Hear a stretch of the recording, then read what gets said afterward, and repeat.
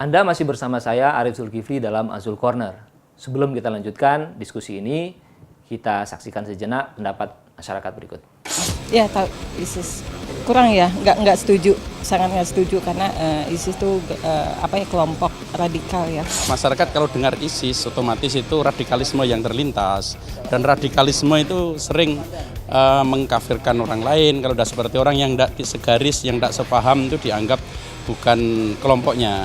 Dan ISIS ini juga yang terlintas di dalam pikiran kita juga sebagai organisasi yang katanya Islam ya, tetapi bertindak keras, membunuh, kemudian melakukan tindakan-tindakan yang tidak sesuai dengan Islam. Saya nggak setuju karena memang tidak sesuai dengan syariah, hukum syariah dengan Al-Quran juga sunnah. Maka pemerintah juga harus memantau juga, bukan memantau dalam intervensi, tetapi ikut memberikan support kepada kelompok yang lebih tasamu, lebih tawasud, lebih moderat lah. Kalau memang dia konteksnya sudah menebarkan isu yang tidak sesuai dengan syariah dan hukum agama Islam tersebut, kita wajib memberantas ya. Pak Ansar, Bapak tadi menyebut sejumlah alasan orang pergi ke sana. Tapi kalau kita lihat sejumlah literatur, misalnya menyebutkan setidaknya ada 3 hal yang membuat orang mau hijrah itu, Pak. 1, ideologi, kedua, ekonomi, dan ketiga, emosional gitu. Para mungkin bekas keluarga teroris yang suami atau anaknya dibunuh, secara emosional akan lebih ingin untuk berangkat. Tapi yang Bapak ceritakan tadi sebetulnya kan lebih banyak ke faktor ideologis. Nah, 2 yang terakhir ini apakah ada kasus, Pak? Iya, memang ada. Alasan ekonomi itu ada. Tapi menurut saya itu alasan yang kesekian ya. Kecil sekali. Iya. Okay. Karena dari fakta yang ada sendiri di Jawa Timur atau di tempat lain ya, ada orang yang sampai menjual sawahnya, menjual rumahnya untuk ke sana. Saya kira itu bukan karena ekonomi ya, bukan karena ekonomi, tapi memang betul apa yang diyakini di sana itu sudah negara, sudah khilafah yang memang tujuan mereka selama ini, idaman mereka sudah ada di situ. Tinggal memilih di sana mau berjihad lebih besar lagi atau hanya tinggal di situ. Jadi alasan ekonomi saya kira nomor sekian. Cerita bahwa ISIS menawarkan pekerjaan di dapur atau menjadi guru dengan gaji yang sangat besar, itu betul, Pak? Saya belum dapat itu data itu ya katanya begitu. Tapi sekali lagi itu saya kira bukan alasan yang utama, signifikan ya.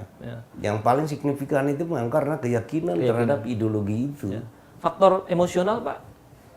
Emosional tentu ada juga. Ada juga. Mungkin samalah dengan faktor ekonomi ya. Ya. Karena saya kira banyak juga ya yang 16 yang berhasil masuk, saya dengar adalah keluarga dari janda-janda dari para teroris yang terbunuh.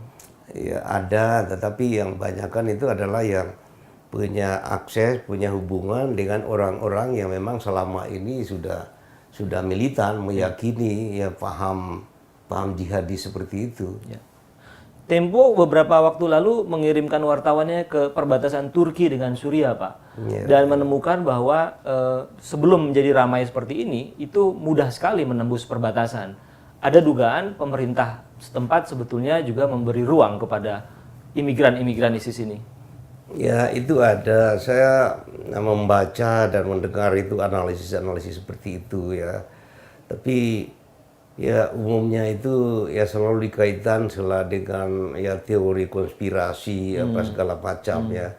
Kalau menurut saya lebih baik ya kita jangan terlalu terpengaruh lah. Konspirasi itu memang ada, tapi ya apa yang saya ketahui ya namanya konspirasi itu tidak sesederhana seperti yang dipahami oleh para analis itu. Konspirasi itu memang ada, tapi umumnya kan orang konspirasi itu Amerika, Yahudi, Salibis, kan itu.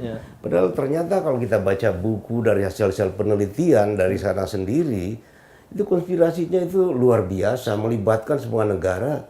Bahkan Bin Laden sendiri ada satu buku hasil penelitian itu, I was chosen as representative of the Kingdom of Saudi Arabia. I sent to the border of Pakistan and Afghanistan the money came from the Kingdom of Saudi Arabia, weapon came from Amerika, the trainer from General Hamid Gal, kepala intelijen Pakistan. Siapa yang berkonspirasi di situ? Itu fakta ya. Kalau kita lihat fakta. Jadi menurut saya, nah biasanya itu kalau ada terorisme, oh ini konspirasi lagi. Jadi Bapak ingin mengatakan tidak ada satu faktor tunggal ya? Ya tidak ada. Kalau itu ada konspirasi betul, saya juga mengakui ada, tapi tidak sesederhana seperti yang kita pahami. Akan kerdil kita cara berpikir kalau oh ini konspirasi antara ini dengan ini supaya tidak sederhana seperti itu.